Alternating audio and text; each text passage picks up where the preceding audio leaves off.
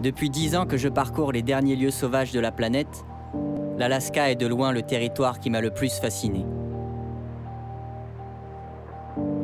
Ces montagnes... Ça fait 4 ou 5 heures que je monte.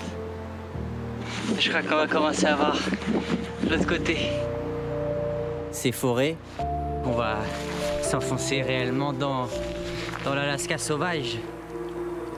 Et ces rivières torrentielles. Ah là là, on avance tellement vite. C'est fou, sans aucun effort.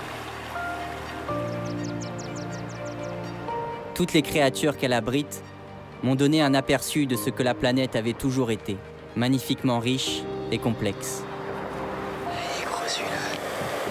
Il est très gros. Cette quête de retour à la nature a trouvé un nouvel écho en découvrant l'histoire de Richard Dick Pennecky.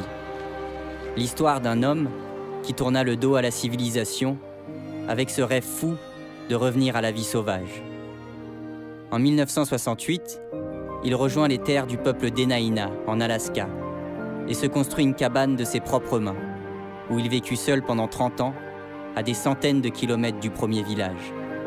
You have pretty much all the game. You have sheep, and you have bear, and caribou, and moose, and so that makes Twin Lakes a little bit special.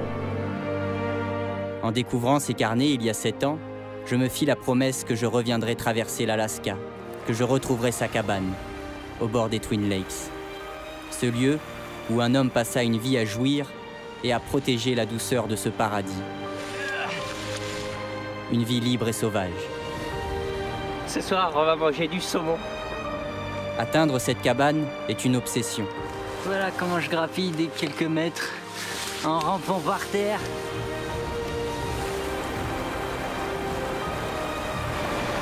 C'est terrible là.